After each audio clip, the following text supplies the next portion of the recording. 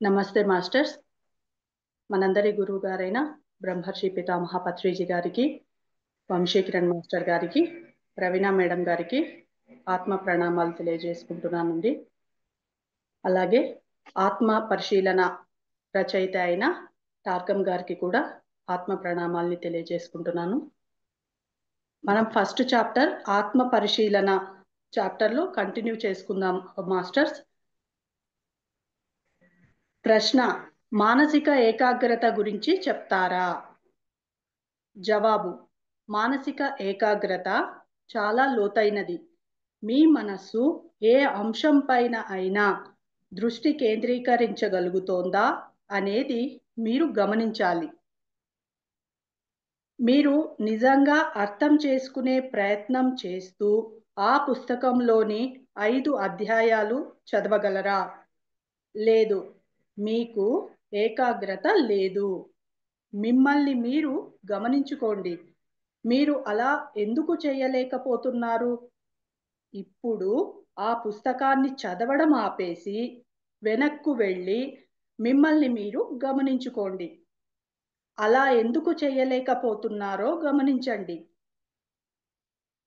బహుశా మీరు అతిగా సంభోగంలో పాల్గొనడం వలన కావచ్చు. మీ శరీరంలో ఏవైనా అంటువ్యాధులు ఉండవచ్చు. మీ హృదయంలో అనైతిక భావాలు ఉండటం లాంటివి సమస్యలు మీకు ఉండవచ్చు. మీరు నేరాలు చేసి ఉండవచ్చు. మీకు చెడు కర్మ ఉండి ఉండవచ్చు. అంటే ఇక్కడ అందు ఏకాగ్రత ఎందుకు ఉండడం లేదు అన్న దానికే కదా చెప్తున్నారు. అవును మేడం. ఆ ఇవన్నీ 2 లైన్లు మళ్ళీ ఒక్కసారి చదువురా. ఓకే. అలా ఎందుకు చేయలేకపోతున్నారో గమనించండి. బహుశా మీరు అతిగా సంభోగంలో పాల్గొనడం వలన కావచ్చు. మీ శరీరంలో ఏవైనా అంటువ్యాధులు ఉండవచ్చు. మీ హృదయంలో అనైతిక భావాలు ఉండటం లాంటి సమస్యలు మీకు ఉండవచ్చు. మీరు నేరాలు చేసి ఉండవచ్చు. మీకు చెడు కర్మ ఉండి ఉండవచ్చు. అందుకే మీరు ఏకాగ్రతతో ఉండలేకపోతున్నారు. మీ దృష్టిని మీరు కేంద్రీకరించకుండా నిరోధిస్తున్న అంశాలను తొలగించుకునే వరకు ఏకాగ్రతతో ఉండేలా మిమ్మల్ని మీరు బలవంతం చేయడం కుదరదు. అంటే ఏకాగ్రత కుదరడం కోసం చెడు కర్మ కూడా కారణం అవ్వచ్చు. ఏవైనా అవ్వనియండి. ఒక బుక్ చదవాలనుకున్నా, ఏదైనా చదవాలి అనుకున్నా, ఏ ఏదైనా ఒక పని ఏకాగ్రతతో చేయాలి అనుకున్నప్పుడు దృష్టి నిలపలేనప్పుడు దానికి ఇవన్నీ కారణాలు. కాబట్టి మీరు ఆ బుక్ మూసేసి బయటికి వచ్చి దేని వల్ల ఇవన్నీ జరుగుతున్నాయని గమనించి వాటిని దాటకపోతే, వాటిని క్లియర్ చేయకపోతే మనం ఎప్పటికీ చదవలేమన్నమాట. అందువల్ల కర్మ కూడా కారణం అవుతుంది అన్న కోణంలో చెప్పారు. అకస్మాత్తుగా ఒక అమ్మాయి అంటుంది, ఇక నుంచి నేను చాలా గొప్ప అమ్మాయిగా ఉంటాను. ఆ ప్రకటన ఎంతో నిజాయితీతో నిండి ఉంది. ఆమె అలా ఉండాలని కోరుకుంటోంది. కానీ చెడ్డ పనులు చేసిన కారణంగా లక్షలాది మైళ్ళ పొడవైన తోకలా ఆమె వెనకే వెన్నంటి ఉన్న కర్మ సంగతి ఏంటి? అంటే ఆమెకి చాలా పెద్ద కర్మ, అంటే గొప్పగా జీవించాలి అని అనుకుంటుంది ఈ జన్మలో. ఓకే, అంతే కదా. ఆ అవును మేడం. అంటే ఈ జన్మలో గొప్పగా జీవించాలి. ఇప్పుడు ఈ జన్మలో మనం ఎన్లైట్మెంట్ పొందాం, ప్రతి విషయంలోనూ ఎన్లైట్మెంట్ పొందాం. కాబట్టి మనం ఎప్పుడు చాలా గొప్పగా ఉంటది. నిజంగా ధ్యానంలోకి వచ్చిన కొత్తల్లో పరిస్థితులన్నీ ఎలా మారిపోతాయో ఒకసారి గమనించండి. ఎందుకనంటే మనం ఈ జన్మలో ఆ ఎన్లైట్మెంట్ పొంది ఆ ఎన్లైట్మెంట్ లో ఉంటాము, చక్కగా ఉంటది. కానీ కొంత టైం తర్వాత ఆ ఎన్లైట్మెంట్ ఒక్కొక్కసారి అప్ అండ్ డౌన్స్ అవుతున్నట్టు అనిపిస్తుంది. ఎందుకు అలా అవుతుంది అని తీరా మనం గమనించుకుంటే వెనక మనం చేసిన చెడు కర్మ యొక్క ప్రభావం ఉంటుంది. అంటే గత యొక్క గుణాలు మనకి అప్పుడప్పుడు ఈ భౌతికం ద్వారా వ్యక్తం చేయబడుతూ ఉంటాయి. అందుకని ఆ ఎన్లైట్మెంట్ అప్పుడప్పుడు అప్ అండ్ డౌన్స్ జరుగుతూ ఉంటుంది. అందుకని దాన్ని ఏం చేస్తారు, మీరు ఇప్పుడు గొప్పగా జీవించాలనుకొని ఇదంతా అనుకున్నా వెనకదంటూ ఒకటి ఉంటుంది, దాన్ని గుర్తించండి అన్నట్టు చెప్తున్నారు, గమనించండి అన్నట్టు చెప్తున్నారు తారకం గారు. మీరు అనుకోగానే అకస్మాత్తుగా మంచి వాళ్ళుగా మారిపోతారని అనుకోకూడదు. మీ ఆత్మ లోతుల్లో మీరు అలా నిర్ణయించుకున్నా గానీ మీ శరీరాలకు అది ఇష్టం ఉండదు. అంటే ఒకవేళ నిర్ణయించుకున్నా శరీరం పూర్తిగా సహకరించే విధంగా ఉండగలగాలి కదా. ఉమ్. చూడు, ప్రతిరోజు అంటే సంభోగంలో ఇప్పుడు గతం వల్ల జరగచ్చు, ఇక్కడ అనుకున్నాము, ఇక్కడ గొప్పగా ఉండాలి అనుకున్నాము, ఇక్కడ అనుకున్నాక గతం యొక్క ప్రభావము ఉండొచ్చు. మరి ఆత్మలో అనుకోనుంది, ఆత్మ మన ఆ పని మీద పంపించింది, పంపించాక ఇక్కడ శరీరం సహకరించకపోవడము ఉండొచ్చు. అట్నుంచి ఇటు జరగచ్చు, ఇటు నుంచి లోపలికి జరగచ్చు, ఏదైనా జరగచ్చు. 2 పాయింట్లు అర్థమవుతున్నాయి మాస్టర్స్. ఇప్పుడు ఈ జన్మలో గొప్పగా జీవించాలి అని అనుకున్నాం, ఓకే. కానీ వెనకున్న చెడు ప్రభావము, ఆ గత కర్మ అనేది ప్రభావం చూపించవచ్చు.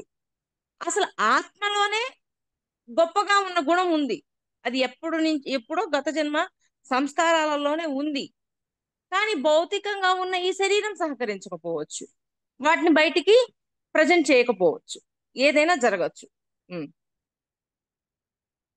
చూడు, ప్రతిరోజు సంభోగంలో పాల్గొనడం నువ్వే నేర్పావు, నాకు అది కావాల్సిందే అని మీ శరీరం అంటుంది. అలాంటప్పుడు మీరు ఏం చేస్తారు?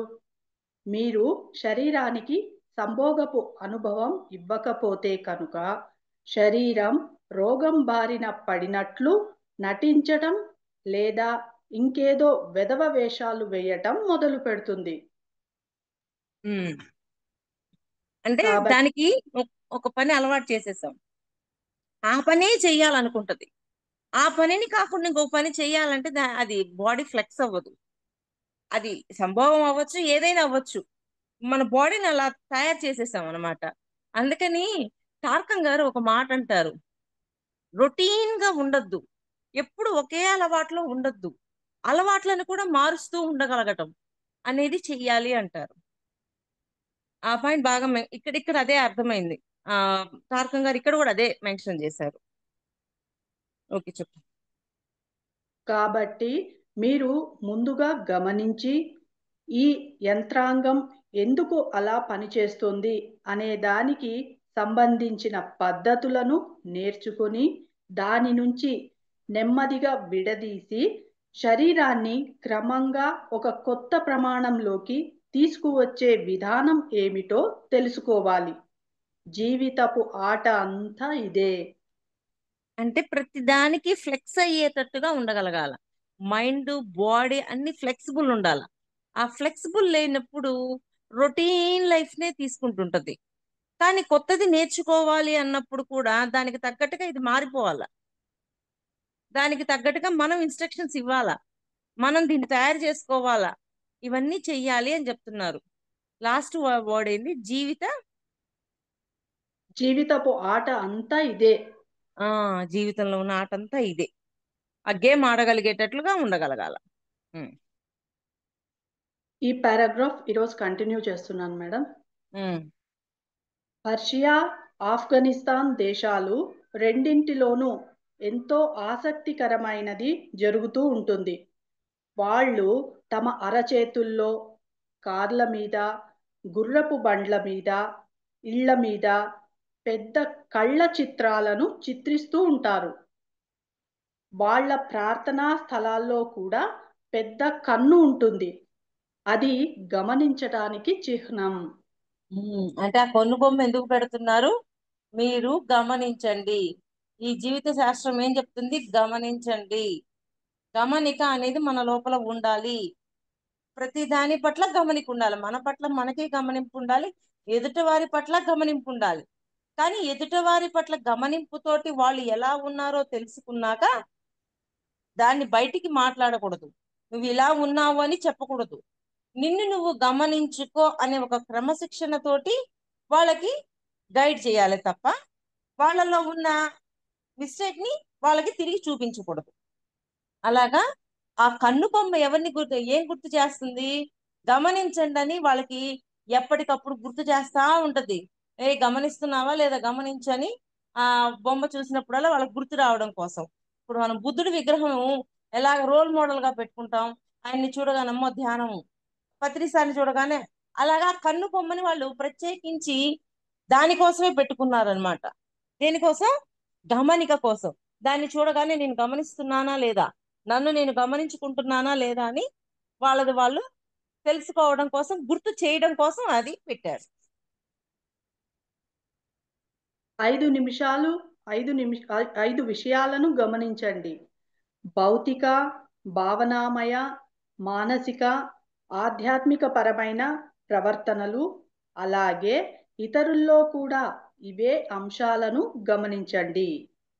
అంటే మనలో కూడా భౌతిక, భావనామయ, మానసిక మొదలగు వాటి అంశాలను గుర్తించాలి, గమనించాలి.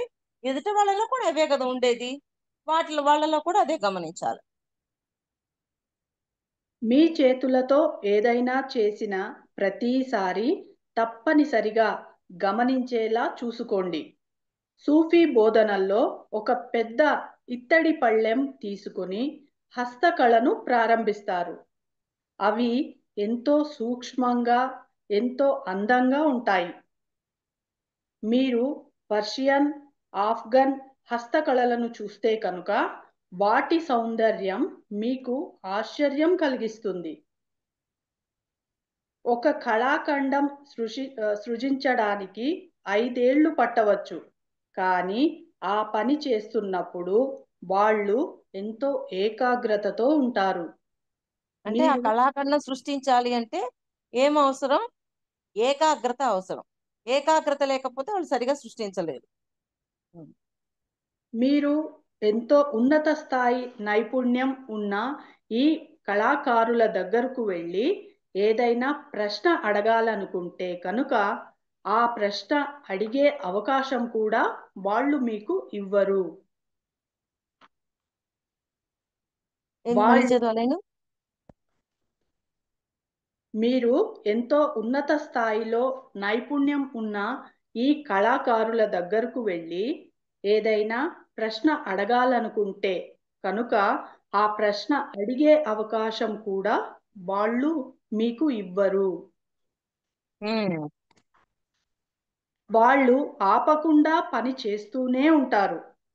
ఆ తర్వాత సరే సరే, నీకు కావాల్సినది అక్కడ ఉంది, వెళ్ళి తీసుకో అని అంటారు. అంటే పోయి ప్రశ్నిస్తున్న ఆ ప్రశ్న గురించి కూడా ఉండదు. అంత ఏకాగ్రతతో వాళ్ళు పనిచేస్తుంటారు. తర్వాత ఎప్పటికో కొంత టైం తర్వాత, ఓ నువ్వు అడిగింది అక్కడ ఉంది చూసి తీసుకోపో అని చెప్తారు. అంటే అప్పుడు రెస్పాన్స్ అవుతారు, అప్పటిదాకా రెస్పాండ్ అవ్వరు. అంటే వాళ్ళ ఏకాగ్రత ఎంతగా ఉంది అనేది చెప్పడం కోసం ఎగ్జాంపుల్ చెప్తారు. అంటే పక్కన వాళ్ళు వచ్చి మాట్లాడిచ్చినా వాళ్ళ ఏకాగ్రత అంతా దేని మీద ఉంది? ఆ కళాఖండం మీదే ఉంది. అంటే మనం కూడా మనం చేసే పని పట్ల ఏకాగ్రతతో ఉండాలి. గమనిక, ఏకాగ్రత. గమనికతో ఉన్నప్పుడు ఏకాగ్రత కూడా ఆటోమేటిక్ గా ఉంటాయి. ఇవి రెండు ఒకదానికి ఒకటి ఇంటర్లింక్ అయి ఉంటాయి. గమనిక లేకపోతే ఏకాగ్రత లేదు. గమనిక ఉండి ఏకాగ్రత లేకుండా ఉండదు. ఏకాగ్రత ఉంది అంటే గమనిక లేకుండా ఉండదు. ఉం. గమనించడం ద్వారా వాళ్ళ సహజ జ్ఞానం ఏ స్థాయిలో ఉంటుందంటే మీ ఆలోచనలు, మీ ఉద్దేశాలు, మీరు ఇక్కడికి ఎందుకు వచ్చారు అనేది కూడా వాళ్లకు తెలిసిపోతుంది. అంత గమనించినప్పుడు అంత లోతైన విషయం కూడా అర్థమైపోద్దంట మరి. ఉం. ఏకాగ్రత గమనించడాన్ని పెంపొందిస్తుంది. గమనించటం అనేది సహజ జ్ఞానాన్ని పెంపొందిస్తుంది. ఏకాగ్రత గమనికను పెంపొందిస్తుంది. ఏకాగ్రతతో ఉన్నప్పుడు దృష్టి దాని మీదే ఉంటుంది కాబట్టి గమనిక వచ్చేస్తుంది ఆటోమేటిక్ గా. మరి గమనిక ఉన్నప్పుడు సహజ జ్ఞానాన్ని పెంపొందిస్తుంది.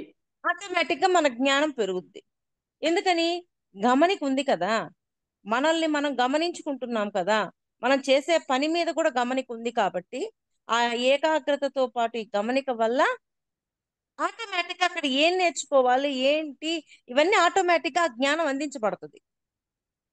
ఇప్పుడు మిస్టేక్ చేసాం ఆ ఆ కళాఖండాన్ని తయారు చేయటంలో గమనిక ఉంది కాబట్టి ఏకాగ్రత ఉంది కాబట్టి ఏమని అయ్యయ్యో ఇది ఇలా చేయకూడదు దీన్ని సరి చేయాలి అని చేసేస్తామా లేదా?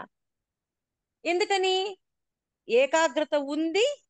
ఏకాగ్రత ఉండటం వల్ల గమనిక కూడా ఉంది కాబట్టి. ఇప్పుడు నోట్లో నుంచి మాట వచ్చేసింది, నా మాట మీద నాకు ఏకాగ్రత ఉంది, దృష్టి ఉంది, బాగా దృష్టి పెట్టి నేను మాట్లాడుతున్నాను. మాట్లాడుతూ ఉన్నప్పుడు సడన్ గా ఒక మాట వచ్చింది, వచ్చి రాగానే గమనిక లేస్తుంది. ఏంటి ఇలా మాట్లాడుతున్నావు అని అంటది. అనగానే మళ్ళీ అలర్ట్ అవుతానా లేదా? ఇది వరకు అవన్నీ ఉన్నాయా? ఒక చాటర్ బాక్స్ గాడాగా కొట్టుకుంటానే ఉంటది. ఏం మాట్లాడుద్దో తెలియదు, ఏం ఉంటుందో తెలియదు, ఎదుటి వాడిని బాధ పెడుతుందా, మనల్ని మనం బాధ పెట్టుకుంటున్నామా, ఏ చెకింగ్ లేదు ఈ నోటికి. ఇప్పుడు గమనిక, ఏకాగ్రత ఇవన్నీ ఉండటం వల్ల మనం ఎంతగా మార్చుకోగలిగామో మనల్ని మనం గమనించుకోవాలి. నా వాక్కు మీద నాకు దృష్టి ఉంది, దృష్టి ఉంది కాబట్టి గమనిక కూడా వచ్చి సరికాని మాటలు వచ్చినప్పుడు ఇక్కడ మనం చెప్పుకుంటాం కదా, సెన్సార్ పెట్టుకుంటామని గొంతులో. నిజమా, అవసరమా, ఉపయోగమా? నిజమా? ఓకే, నిజమైతే ఏంటి పక్కనోడికి చెప్పాలా? ఇది అవసరమా, వాడికి చెప్పి తీరాలా? సరే చెప్తే ఏంటి, తర్వాత ఏమైనా ఉపయోగం ఉందా? ఇవన్నీ క్వశ్చన్స్ వేసి అది ఎప్పుడైతే మనం అలా చేయటం మొదలు పెడతామో ఆటోమేటిక్ గా జరిగిపోతుంది. ఆ ఆ జరిగిపోవటం ద్వారా ఆ జ్ఞానం ఆటోమేటిక్ గా పొందుతూ ఉంటాం.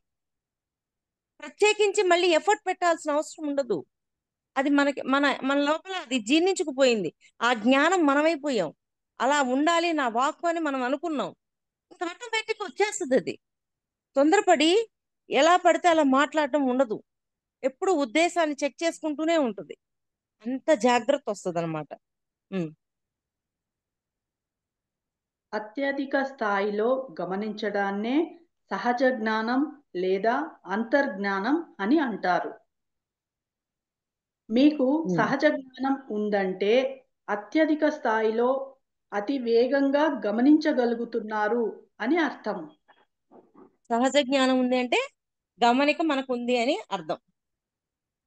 మొదట మిమ్మల్ని మీరు గమనించుకోవడం మొదలుపెట్టండి. నేను చేస్తున్న పని ఎందుకు చేస్తున్నాను? నేను ఎందుకు ఉన్నాను? లేదా నేను ఇలా ఎందుకు ఉన్నాను? ఎందుకు, ఎలా విమర్శించకుండా దాన్ని గమనించండి. ఉమ్. అంటే ఎందుకు ఇలా ఉన్నాను, ఎందుకు అలా చేశాను అనేది క్వశ్చన్ ఉన్నప్పుడు ఒక రకంగా ఒక బాధలోకి వెళ్ళిపోవడానికి ఆస్కారం ఉంటుంది. అది కూడా కాకుండా దాన్ని కూడా పక్కన పెట్టి మిమ్మల్ని మీరు గమనించండి అని చెప్తున్నారు ఆయన. మీరు ఎలాంటి వారు అనేది మీరు ఖచ్చితంగా చూడగలిగినప్పుడు మిమ్మల్ని మీరు ద్వేషించుకోవాల్సిన అవసరం లేదు. ఎందుకంటే అసలైన మీకు ఆ వస్తువుకు దూరం ఇప్పుడు ఏర్పడింది. అంటే మన లోపల ఒక లోపం కనిపించింది. లోపం కనిపించుకొని దాన్ని పట్టుకోవద్దు, దాన్ని పక్కన పెట్టండి. ఎప్పుడైతే దాన్ని పక్కన పెట్టడం చేస్తామో మనకి ఆ లోపానికి మధ్య గ్యాప్ ఏర్పడిపోతుంది. నేనెందుకు ఇలా ఉన్నాను, నేనెందుకు ఇలా ఉన్నాను అనేది కూడా అవసరం లేదు. ఓకే, నాలో ఇది ఉంది, దాన్ని యాక్సెప్ట్ చేసేద్దాం ఆ క్షణం. నేను ఇలాగే ఉన్నాను, అది రాంగ్ కాబట్టో రైట్ గా, లోపం అంటే రాంగే కదా. ఓకే, నేను ఇలా ఉన్నా, రాంగ్ ఇది, దీన్ని మార్చుకోవాలి అంతే అన్న ఆ ఒక్క సెకండ్ అనుకున్నాక దాన్ని పక్కన పెట్టడం మొదలు పెడతాం. ఎందుకు ఇలా ఉన్నాను, ఎందుకు ఇలా చేశాను, ఈ క్వశ్చన్స్ అవసరం లేదంటున్నారు ఆయన. గమనికతోటి మన లోపల ఉన్న లోపం కనిపించగానే దాన్ని పక్కన పెట్టేసినప్పుడు మనకి ఆ లోపానికి మధ్య గ్యాప్ ఏర్పడిపోతుంది. ఆ లోపం పట్టుకోవద్దు, లోపం ఉంది మార్చాలి అంతే, అయిపోయింది. ముందు దాన్ని యాక్సెప్ట్ చేయాలా, నాలో ఇది ఉందనేది యాక్సెప్ట్ చేయాలా. ఎందుకంటే భౌతికంలో లేకపోవచ్చు, మరి జీవాత్మలోనే ఎక్కడో ఉంది అది. అది ఆటోమేటిక్ గా బయటకు వస్తుంటుంది. అందుకని నేనెందుకు ఇలా ఉన్నాననే క్వశ్చన్ కూడా అవసరం లే. మన అంతరంగాల్లో ఎక్కడెక్కడో ఉంది కాబట్టి అది బయటకు వచ్చింది. ఓకే, దీన్ని నేను మార్చేసుకోవాలి అనే కోణంలోకి మనం ఎప్పుడు పోగలగాల. ఉమ్,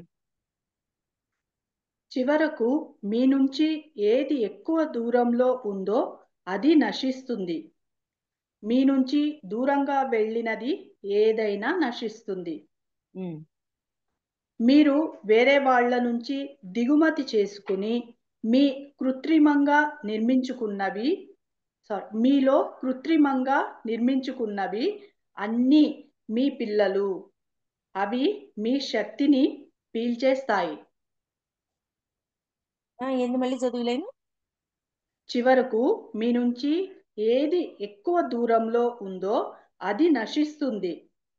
మీ నుంచి దూరంగా వెళ్ళినది ఏదైనా నశిస్తుంది. మీరు వేరే వాళ్ళ నుంచి దిగుమతి చేసుకుని మీలో కృత్రిమంగా నిర్మించుకున్నవి అన్నీ మీ పిల్లలు. అంటే వేరే వాళ్ళ నుంచి దిగుమతి ఇప్పుడు మనలో ఉన్నాయి మనం బయట పెట్టేస్తున్నాము. ఓకే, బానే ఉంది. వేరే వాళ్ళలో ఉన్నది మళ్ళీ తీసుకొచ్చి మనలో పెట్టుకుంటున్నాం. అది కృత్రిమంగా ఇప్పుడు యాడ్ చేసాం మళ్ళీ. అలా కూడా ఉండద్దు అంటున్నారు ఆయన. ఉమ్, అవి మీ శక్తిని పీల్చేస్తాయి. కొన్ని రోజుల ఉమ్. క్రితం మాకు చాలా ఆసక్తికరమైన అనుభవం కలిగింది. ఒక మహిళ నాతో చెప్పినది ఏమిటంటే, ఆమెకు నెలలు, సంవత్సరాల తరబడి తగినంత శక్తి లేదు. ఈరోజు ఆమె ఎంతో శక్తివంతంగా ఉంది. మీకు ఏం జరిగింది అని నేను అడిగాను. మళ్ళీ చదువు నన్ను గీత అది. సరే. కొన్ని రోజుల క్రితం మాకు చాలా ఆసక్తికరమైన అనుభవం కలిగింది. ఒక మహిళ నాతో చెప్పినది ఏమిటంటే, ఆమెకు నెలలు, సంవత్సరాల తరబడి తగినంత శక్తి లేదు. ఈరోజు ఆమె ఎంతో శక్తివంతంగా ఉంది. మీకు ఏం జరిగింది అని నేను అడిగాను. నన్ను నేను గమనించుకోవడం మొదలుపెట్టాను అని ఆమె అంది. అంటే ఖచ్చితంగా గమనించుకోవడం ద్వారా ఆమెలో శక్తి వచ్చింది. అంతే కదా? అంతే మేడం. అంటే ఖచ్చితంగా అదే ఉమ్, జరిగింది అని కూడా చెప్తున్నారు. అంటే ఇప్పుడు మా మాట మనం వాక్కుతోటి మాట్లాడుతూ ఉన్నాం. సరికాని మాటలన్నీ లోడ లోడ వాగేశాం. అప్పుడు ఏమవుతుంది? మనలో ఉన్న శక్తిని మనం కోల్పోతామా లేదా? అయితే సరి అయిన మాటలు మాట్లాడినప్పుడు ఎదుట వారికి ఆనందాన్ని ఇస్తుంది, మనకి ఆనందాన్ని ఇస్తుంది. అప్పుడు ఏమవుతుంది? మనకి శక్తి వస్తుందా రాదా? ఎదుటివాడిని బాధ పెట్టడం ద్వారా ఎదుటివాడినే కాదు, మనల్ని మనం బాధ పెట్టుకోవడం ద్వారా కూడా శక్తి కోల్పోతాం. అందుకని ఎదుటివాడికి ఆనందాన్ని ఇవ్వాలి, మనం ఆనందంగా ఉండాలి. ఎప్పుడైతే అలా ఉన్నప్పుడు మనకి శక్తి వస్తుంది. అంటే కొన్నిసార్లు కొంతమందికి కలలో నువ్వు శక్తిని కోల్పోతున్నావు అని చూపిస్తారు. ఎందుకు కోల్పోతున్నావు? అనవసరపు ఆలోచనలు, అనవసరపు మాటలు, సరికాని కర్మలు, ఇవన్నీ చేయటం ద్వారా శక్తిని కోల్పోతాం. ఆ శక్తిని కాపాడుకోవాల్సింది ఎవరు? మనమే కదా. మనం చేసే పైసా ధ్యానానికి వచ్చేది అర్ధన, మళ్ళీ పోగొట్టుకునేది 2 పైసలు. మరి మన మీద మనకి ఎంత గమనింపు ఉండాలి? ఎప్పుడు గమనిక ఉంటుందో మన వాకు సరిగా ఉంటుంది, మన ఆలోచనలు సరిగా ఉంటాయి, మన కర్మ సరిగా ఉంటుంది, అన్ని సరి అయినగా ఉంటాయి. అప్పుడు సరిగా ఉన్నప్పుడు మనం ఏ శక్తిని కోల్పోం, ఎప్పుడు ఎనర్జెటిక్ గా ఉంటాం. అలా లేనప్పుడు శక్తిని కోల్పోతాం. అలా శక్తిని కోల్పోకుండా లాస్ ఆర్ గెయిన్ అనేది మీ చేతుల్లో ఉంది. దాన్ని గమనించుకోండి. ఆమె గమనించుకోవటం వల్ల ఆమె శక్తిని కోల్పోకుండా హ్యాపీగా ఉంది. ఉం. గమనించడం అనేది మీ జీవశక్తిని పీల్చేస్తున్న ఆలోచన రూపాలను, భావోద్వేగ రూపాలను, ప్రాణమయ రూపాలను అన్నింటినీ మీ శక్తి క్షేత్రం నుంచి నెమ్మది నెమ్మదిగా బయటకు లాగేస్తుంది. ఉం. శక్తి క్షేత్రం నుంచి వాటిని నెమ్మది నెమ్మదిగా బయటికి లాగేస్తుంది. ఆ ఖాళీని ఆ లైన్ మీరు మళ్ళీ చదువు మా గీత, ఒక్కసారి సారీ.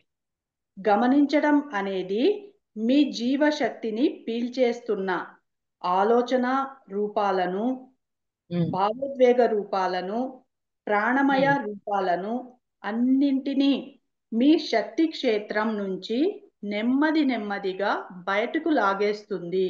అంతే కదా, ఇప్పుడు గమనిక ఉండటం వల్ల ఏంటి నేను ఇలా మాట్లాడాను, సరికాని మాటలు మాట్లాడకూడదు, సరి కాని ఆలోచనలు చేయకూడదు. ఆలోచనలే కదా వాక్ అయ్యేది, వాక్ నుంచి కర్మగా రూపాంతరం చెందుతుంది. అందువల్ల ఆ సరికాని వాటిని పక్కకు పెట్టేయడం అనేది అలవాటైపోతుంది. అప్పుడు శక్తి అలా అంటే ఎనర్జీ గెయిన్ అవుతుంది, లాస్ అవ్వదు. ఉమ్, ఆ ఖాళీని పూరించడానికి మీరు ఆపకుండా తింటూనే ఉంటారు. కానీ మీరు సరికాని పనులు చేస్తున్నారని మీకు తెలియదు. ఆ, అది ఎందుకు మిమ్మల్ని తెలియదు? మనం సరికాని పనులు చేస్తున్నాం అనేది మనకి ఎందుకు తెలియదు? మన మీద మనకి గమనిక లేదు. అది. మిమ్మల్ని మీరు గమనించుకోండి. ఇన్నాళ్ళు మీరు ఎందుకు గమనించలేదు? ఎందుకంటే వేరే వాళ్ళను విమర్శించటం, వేరే వాళ్ళపై నిందలు నిందలు వేయటం, తిట్టిపోయడం లేదా వాళ్ళ నిగూఢ మర్మాలలోకి, వాళ్ళ రహస్యాలలోకి చొరబడే ప్రయత్నాలు చేయటంలో మీరు ఏ మాత్రం తీరిక లేకుండా ఉన్నారు. సత్యం బాగా చెప్పారు ఆయన. ఏంది మనం చేసే, అంతే కదా. ఇప్పుడు కదా మనకి ధ్యానంలోకి వచ్చాక వాక్ ఇలా ఉండకూడదు, వాక్ సరిగా ఉండాలి, ఇవన్నీ అనుకుంటాము. కానీ అంతకుముందు ఎలా ఉన్నామో ఆయన చక్కగా చెప్పారు. అలా ఉండటం వల్ల మనకి ఎన్నెన్నో ప్రాబ్లమ్స్ కూడా ఎదురై ఉన్నాయి. ఉమ్. మళ్ళీ చదవనా మేడం ఆ లైను? ఆ లైన్ మళ్ళీ చదువు. మిమ్మల్ని అసలు మీరు బాగా వినండి ఆ పాయింట్. మిమ్మల్ని మీరు గమనించుకోండి. ఇన్నాళ్ళు మీరు ఎందుకు గమనించలేదు? ఎందుకంటే వేరే వాళ్ళను విమర్శించటం, వేరే వాళ్ళపై నిందలు వేయటం, తిట్టిపోయటం లేదా వాళ్ళ నిగూఢ మర్మాలలోకి, వాళ్ళ రహస్యాలలోకి చొరబడే ప్రయత్నాలు చేయడంలో మీరు ఏమాత్రం తీరిక లేకుండా ఉన్నారు. అంటే మన గమనిక ఎక్కడికి పోయింది? వాళ్ళ లోపలికి వెళ్ళిపోయింది. ఇవన్నీ ఏం చేసాయి? మనల్ని సరిగాకుండా ఉండలేకపోవటం, శక్తిని కోల్పోవటం, ఇవన్నీ చేసాయి గతంలో. ఇప్పుడు మన గమనిక ఎలా ఉంది? మన మీద మనకుంది. మన అంతరంగంలో మనం ఎలా ఉన్నాం అనేది ఉంది. మన ఆలోచనల మీద, మన వాక్కు మీద, మనం చేస్తున్న కర్మ మీద, వీటన్నిటి మీద ఉందన్నమాట. అందుకని గమనిక ఉంది కాబట్టి ఎంత జాగ్రత్త ఉంటుందో గమనించండి మీరే. అయ్యో మాట్లాడేశానా, దీన్ని ఎమ్మడినే సరి చేసి మాట్లాడేద్దాం అని అనిపించేస్తుంది ఎమ్మడినే. ఉమ్. ఎంత అదృష్టవంతులమో మనం ఇవన్నీ తెలుసుకోవటం. మన అదృష్టం ఒక ఎత్తు అయితే, ఎదుటోడు అదృష్టవంతుడు. మన విమర్శ నుంచి, మన తెట్ల నుంచి వాళ్ళు కాపాడబడ్డారు. అది. ఉమ్. అది ఒక అలవాటుగా మారిపోయింది. మీ పిల్లలు అంటే మీరు వేరే వాళ్ళ నుంచి దిగుమతి చేసుకొని మీలో కృత్రిమంగా నిర్మించుకున్న విషయాలు మీ చుట్టూ ఇప్పుడు ఎంతగా పెరిగిపోయాయంటే మీరు వాటికి పోషణ అందించాలనుకుంటున్నాం, కానీ మీకు శక్తి లేదు. ఉమ్. మళ్ళీ లైన్ చదవనండి. చదువు మళ్ళీ. చదువు. అది ఒక అలవాటుగా మారిపోయింది. మీ పిల్లలు అంటే మీరు వేరే వాళ్ళ నుంచి దిగుమతి చేసుకుని మీలో కృత్రిమంగా నిర్మించుకున్న విషయాలు మీ చుట్టూ ఇప్పుడు ఎంతగా పెరిగిపోయాయంటే మీరు వాటికి పోషణ అందించాలనుకుంటున్నాం, కానీ మీకు శక్తి లేదు. పోషణ అందించాలనుకున్న శక్తి లేదు. ఉమ్. అంటే అక్కడ సరికానివని చెప్పాడా ఎదుటి వాడి నుంచి తీసుకున్నవి? అవును మేడం, సరికానివే, కృత్రిమంగా మనం దిగుమతి చేసుకున్నవి. కృత్రిమంగా దిగుమతి చేసుకుంది. ఓకే. ఆ ఆన్సర్ అయిపోయింది మేడం. నెక్స్ట్ క్వశ్చన్ స్టార్ట్ చేస్తున్నాం. అది ప్రశ్న అది పెద్దదా చిన్నదమ్మా? 2 పారాగ్రాఫ్స్ ఉంది మేడం. ఓకే, దాంతో కంప్లీట్ చేద్దాం. ఈ చాప్టర్ కంప్లీట్ అయిపోతుంది మేడం. ఈ 2 పారాగ్రాఫ్. Last question. ఓకే. ప్రశ్న: ఇది పిల్లలకు కూడా వర్తిస్తుందా? ఏ వయస్సు నుంచి వర్తిస్తుంది? జవాబు: అన్ని వయస్సుల వాళ్లకు వర్తిస్తుంది. మీకు వీలైనంత త్వరగా మొదలు పెట్టండి. కానీ మీరు ఇంకా మొదలు పెట్టకపోతే కనుక ఎప్పుడైనా మొదలు పెట్టవచ్చు. గమనించడం అనేది మీరు ఏ సమయంలోనైనా, ఏ నిమిషంలోనైనా ప్రయోగి ప్రయోగించగల శాస్త్రం. క్వశ్చన్ ఇది. మళ్ళీ చదవనా మేడం? ఆన్సర్ ఉమ్, మేడం. ఉమ్, క్వశ్చన్ ఆన్సర్ మళ్ళీ చదువుతాను మేడం. ఉమ్, ప్రశ్న: ఇది పిల్లలకు కూడా వర్తిస్తుందా? ఏ వయస్సు నుంచి వర్తిస్తుంది? ఉమ్, గమనించడం అనేది. ఉమ్, జవాబు: అన్ని వయస్సుల వాళ్లకు వర్తిస్తుంది. మీకు వీలైనంత త్వరగా మొదలు పెట్టండి. కానీ మీరు ఇంకా మొదలు పెట్టకపోతే కనుక ఎప్పుడైనా మొదలు పెట్టవచ్చు. గమనించటం అనేది మీరు ఏ సమయంలోనైనా, ఏ నిమిషంలోనైనా ప్రయోగించగల శాస్త్రం. ఉమ్. అంటే ఏ క్షణంలోనైనా ఇప్పటికిప్పుడైనా మొదలెట్టండి. గతం అయిపోయింది, మనం దాన్ని తీసుకురాలేం. ఇప్పుడు మొదలు పెట్టండి. ఇప్పుడు గమనిక, నాకు ఒక నిమిషం డౌట్ వచ్చింది అనమాట. గమనిక అనగానే ప్రతి దాని మీద గమనించటం అని కాదు, అవసరమైన వాటి మీద గమనించటం అని అనిపించింది సడన్ గా. ఇప్పుడు మనం గమనించాలి గమనించాలని ప్రతి దాని మీద గమనిక పెడితే మళ్ళీ కుదరదు. అవసరమైన వాటి మీద. ఉమ్, మీ కార్యాలయంలోని జనంతో మీ ప్రవర్తన, మీ కంఠస్వరం, మీ ఉద్దేశాలు, ప్రత్యేకించి మీ ఉద్దేశాలు ఎలా ఉన్నాయో గమనించండి. ఉమ్. ఉద్దేశం చాలా ఇంపార్టెంట్. ఉద్దేశం ఏమేంటి ఆ లైన్ చదువు. మీ కార్యాలయంలోని జనంతో ఉమ్, మీ ఉమ్, ప్రవర్తన, మీ ఉమ్, కంఠస్వరం, మీ ఉమ్, ఉద్దేశాలు, ప్రత్యేకించి మీ ఉద్దేశాలు ఎలా ఉన్నాయో ఉమ్. గమనించండి. అంటే ఆ ఉద్దేశాన్ని గమనించి, ఇప్పుడు ఎప్పుడు అది ఫిల్టర్ అయిపోయి మాట బయటకు వచ్చేటప్పటికి మన ఉద్దేశం మన పరిగణలో ఉండాల. రేపు ఎప్పుడైనా వచ్చి వాడు నువ్వు ఎందుకు ఇట్లా మాట్లాడావంటే నేను ఈ ఉద్దేశంతో మాట్లాడాను అని చెప్పగలిగేటట్లు మనం ఉండాల.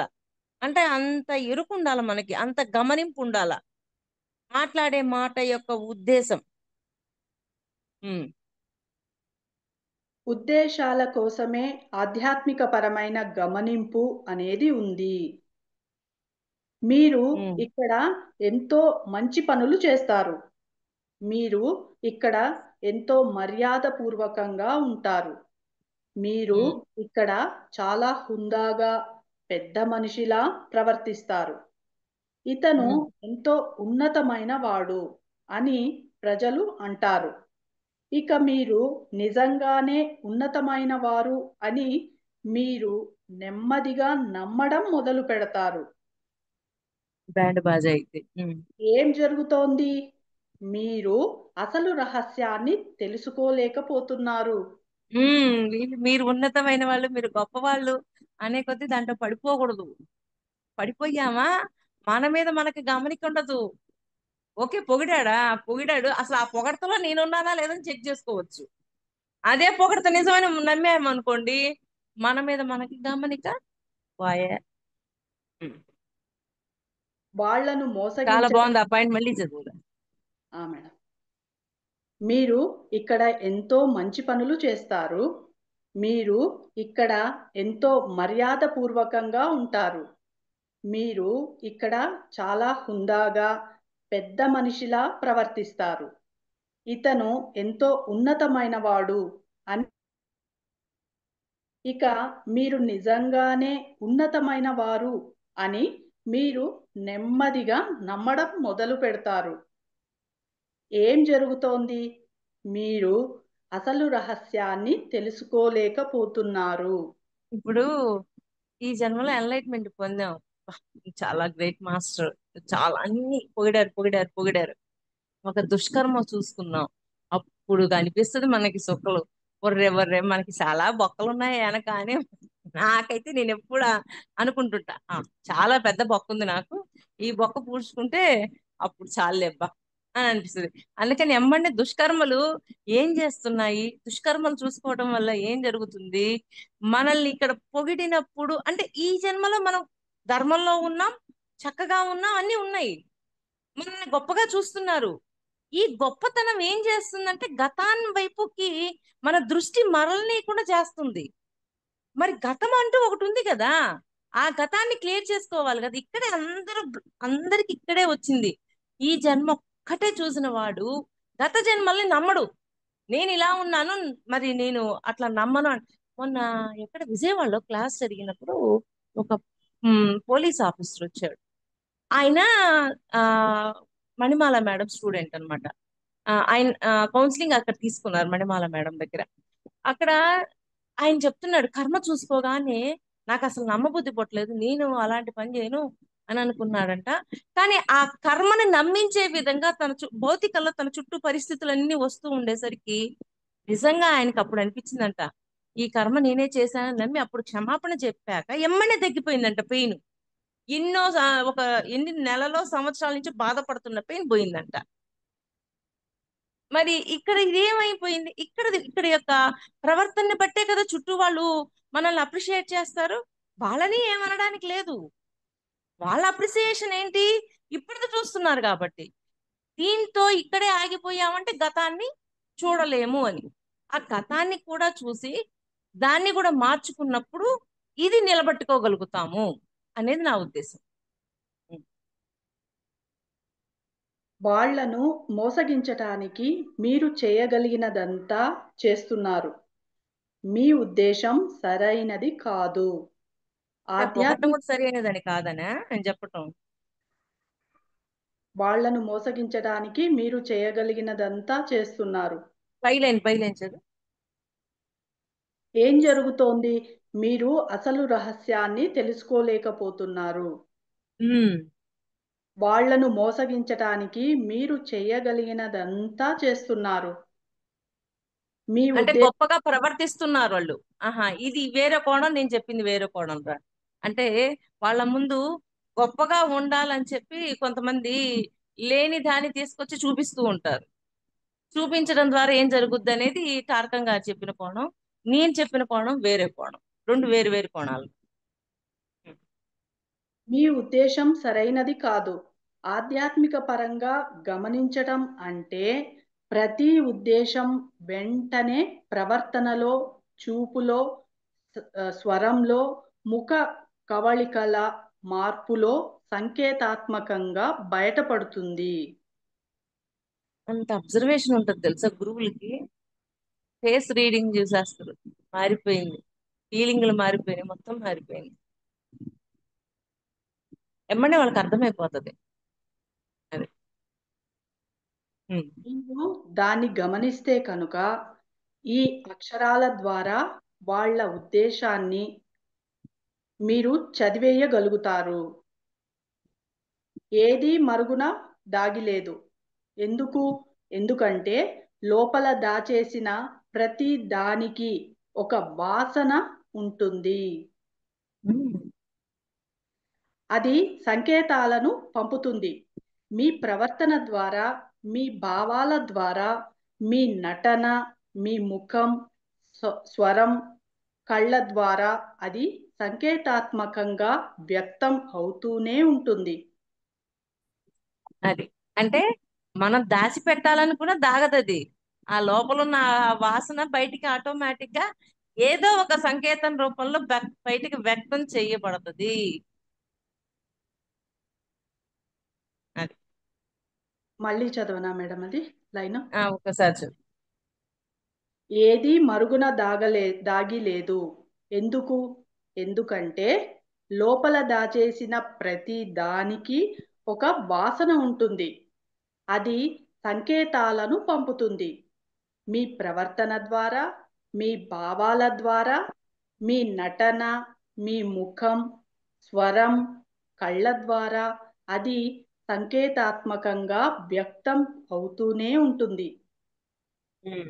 సంకేతాత్మకంగా అది బయటికి వ్యక్తం చేయబడతానే ఉంటుంది. మనం మరి దాన్ని దాచిపెట్టాలన్నా అది కుదరదు. అంతేనా? అవును మేడం. మీరు వెంటనే దాన్ని చూడగలుగుతారు. వాళ్ళు ఇలా ప్రవర్తిస్తుంటే కనుక అక్కడ సరికాని ఉద్దేశం ఏదో ఉంది. నేను ఇప్పుడు జాగ్రత్తగా ఉండాలి. మీ పిల్లలను మీరు గమనించాలి. ఉమ్. అది చాలా ముఖ్యం. ఆ అమ్మాయి లేదా అబ్బాయి వింతగా ఎందుకు ప్రవర్తిస్తున్నారు? ప్రతి ఉదయం అతను వచ్చి నాకు ముద్దు పెడతాడు, కానీ ఈరోజు అలా చేయలేదు. ఏదో ఉంది. అదేమిటి? దాన్ని గమనించండి. గమనించటం ద్వారా అదేమిటో తెలుసుకోండి. ఓకే, అయిపోయిందా? అయిపోయింది మేడం. చాప్టర్ కూడా అయిపోయింది.